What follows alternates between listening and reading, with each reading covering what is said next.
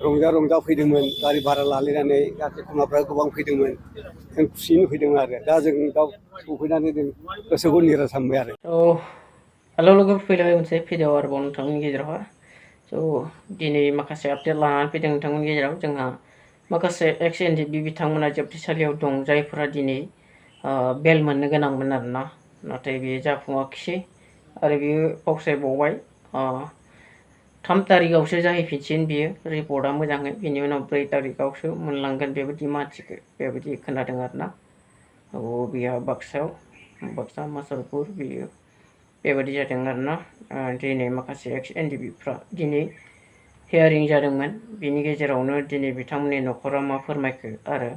एक्स NDFB welfare एस'सिएशननिफ्राय मा फोरमायखो नोंथांमोना खोनासंनानै लादो आरोना बोरै जाखो केसा दिनैहाय मानो थाखाय बेल मोनासै बेखौ फोरमायनानै होदों नोंथांमोना भिडिअखौ नायलांदो अब्लानो बुजिगोन आरोना बिथांमोना जेब्ला उदां अख्राङाव फैगोन अब्ला गोजोननाय थागोन आरो बिथांमोननि न'खर परियालनि मानसिफ्रा रंजा बाजायै दिनै बेल मोनगोन होननानै फैदोंमोन आरोना नाथाय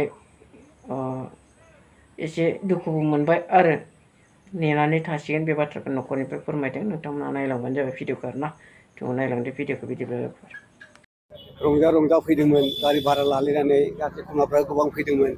जों खुसियैनो फैदोंमोन आरो दा जों दा सफैनानै जों गोसोखौ निरास मोनबाय आरो अब्लाबो जों गोसोखौ निरासा दोनथ'बाबो दा जों 3 तारिखआवहाय जोंनि थाखाय मोजां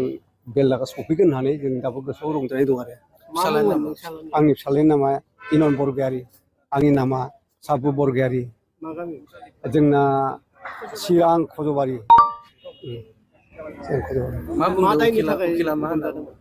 बेसो मा बुंनो बिसोरथ' बे एनडिएफबिनि माबायावनो हमजादों जाहैबाय उकिलाबो दा बिदि होनदों जाहैबाय माने 3 तारिखआवथ' बिसोरनि खेला जाजोबसिगोन दा 4 तारिखआव नोंसोरो मोनलांनो हागोन बेबायदि बुंदों आरो 4 तारिखआव ओमफ्राय आं बुंदों आरो जोंथ' गोरिब सार न'खर सार दा थांनो फैनो भारा गैया मा गैया बिराद दिगदार जायो गोजान जोंहा जायगायाबो होननानै दा अब्लाबो जोङो माथो खालामबावनो मोनसे आयेननि उनाव थांनांगौ हिसाबै जोंथ' एसे नेथ'नांगौ जायो धैर्य खालामनांगौ एसेयाव जों 11 बोसोरखौ नेबायबा बे सानसे साननैयाव जों मानो नेनो हाजानो फिसालाखौ गेजेराव नुदोंना नुवाखै फिसालाखौ गेजेराव नुदों जों थांबाय थायोमोन आरो थांबाय थाखायो बबे जेलाव दं लख्रा जेलाव गुवाहाटि बेनायाव जोङो बोराय बुरै थाङो एखनबा आरो बिहामजो लानानै थाङो आङो ओमफ्राय बिसौखौ लायै लायै बानानै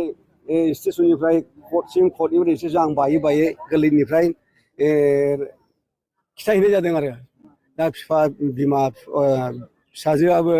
दा दाख्लै खनसे फैदोंमोन गाबलायलांदों बिफाखौ नुनो थाखायनो थांनाय 24 तारिखआवमोन मोनसे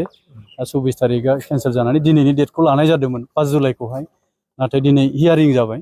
हियारिं जानानै दा अर्डारा 3 तारिखआव होनाय जागोन मानो होननानै बुङो बेयाव रेकर्डआ जोबोद बुरजा रेकर्डखौ हयथ' बिथांमोना नायगोन शर्मिला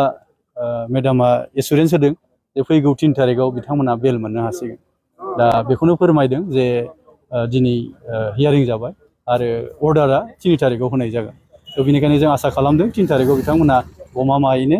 जोङो उदां अख्राङाव बिथांमोनखौ मोननो हासिगोन आरो जों लोगो मोननो हासिगोन नाथाय बे सानसेखौ धैर्य हमनो थाखाय जों गासैखौबो न'खरनिजों लोगोसे गासै बर' रायजो राजाफोरखौ खावलायबाय गोजोन्थों गोलाव समनि उनाव जिहेतु बिथांमोनखौ जे बेल मोननायनि मोनसे लामायाव जों नुनो मोनदों बा बेल मोननो थांगासिनो दं मा बुंनो नंगौ गोलाव सम बिथांमोना आखाइयाव हाथियार लानायजों लोगोसे आरो गोलाव सम गोथाङैनो गोथै बायदि बिथांमोना जोबथेसालियावनो दंमोन दा दिनै जोङो बिथांमोनजों लोगोसे जोंबो बाहेरायाव थानानैनो गोबां खस्थ' खालामनायजों एक्स एनडिएफबि वेलफेयार एस'सिएशन हिसाबै आरो जोंनि बिटिआरनि मानगोनां चिफ सार प्रमद बर' दिनै गोबाङानो खस्थ' खालामदों बिथांमोनखौ उदां अख्राङाव माबोरैबो लाबोनो हागोन दा बे प्रक्रियायैनो सोलिबाय थादों आरो खामानिफोरखौ जोङो सान हर मावबोबाय थादों एक्स एनडिएफबि वेलफेयार एस'सिएशन हिसाबै दिनै जोङो फैयै फैयै बिथांमोनखौ मोगथां महराव मोननायनि जोङो आसायाव दङ जों आसा खालामदों 3 तारिखआव बिथांमोनखौ अबस्से जोङो लोगो मोनगोन बेवहाय माबाफोर जेंना जादों नामा जे दिनै बेलनि बाथ्राखौ मख'दों बेबायदि बिदि जेबो जेंना गैया बिथांमोननिफ्राय रेकर्डफोरखौ नायनो थाखाय एसे सम लादों सानसे बेखिनियानो बास दिनैहाय हियारिं जाबाय आरो अर्डारा 3 तारिखआव जाहैगोन बेनि अनगायैबो गुबुन गुबुन जायगायाव जेरै क'क्राझारफोरावबो नैबे थिग बेबायदिनो बेल मोननायनि बा 35 जोन बारबेन्डे बेनि केसनि बेलनि बाथ्रा बे माबायदि जागोन? नोंगौ नैबे जोंहा मुसलपुर थानाया बेयाव मुसलपुर कर्टआवहाय साजिसे ओमफ्राय क'क्राझार कर्टआवहाय मोनथाम केसाव गासै 36 दा बे 36आ गाबोन 2 जुलाइ बिथांमोनखौबो बे बेलनिनो जे मिजिं दङ हयथ' बेबो मोजाङै मोजां जागोन होननानै जोङो मिजिं थिदों दा गाबोन मोनथिगोन बिथांमोननि डेटआ गाबोन ओमफ्राय गाबोननो आरो तेजपुरावबो दङ नाथाय तेजपुरनिया बेयो हियारिं बेयाव बेल जानाय नङा नाथाय क'क्राझारनिया बेल गोजोन्थों बेसेबां आसाबादि दं? हपफुलि जोङो बहुद आसा खालामदों मानो होननानै बुङोबा गोबां सम जोङो डिसकासआव थाबोबाय आरो माखासे गाइडलाइनफोरबो फैनानै दंफैखायो जोङो बेनिखायनो आसा खालामदों 2 जुलाइआव न'खरनि सुबुंफोरखौ मा बुङो गार्जेनफोरखौ? दिनै गोबाव सम बिथांमोनाबो न'खरनि गार्जेन हिसाबै नेबोबाय सासे बिफाया सासे फिसालानि मोखांखौ नुनो थाखाय जोबोद आसा खालामनानै दङ गोबां खस्थ' खालामबाय सासे गथ' उन्दैफ्रा सासे बिफाखौ न'खराव मोननो थाखाय दाव अननो थाखाय जोबोद नेनानै दङ बेनिखायनो जोङो सान हर खाथिनानै बिथांमोननि साननाय बिथांमोननि आसाफ्रा जाहाथे फुलफिल जायो दिनै न'खरावहाय सासे अनजालि बिसिया नेनानै दङ जे माब्ला आंनि फिसाया सफैगोन बेखौहाय आरो सासे बिमायाबो नेनानै दं गावनि गथ'खौ माब्ला सफैगोन आंनि फिसाया न'आव थ' बेबायदियैनो जोङो मिजिंथिदों थारैनो बेफोर आसाया मोगथां महर लायोबा 2 जुलाइनिफ्राय बियो जाफुंगोन क'क्राझार जिल्लानिफ्राय जोंहा सा 36 दङ बे 36निफ्रायनो जागायगोन आरो दिनै बेवहाय इनक्लुडिं बाटा मुसलपुर कर्टआवहाय गबर्धना थानानि आन्दारावमोन इनक्लुडिं बाटा बेवहाय 11 जन बेबो 3 तारिखआव जागोन होननानै मिजिंथि होदों दा जों आसा खालामनाय थाबाय बेफोरो गासैबो मोनफा मोनफायै जेन' मोगथां महर मोनो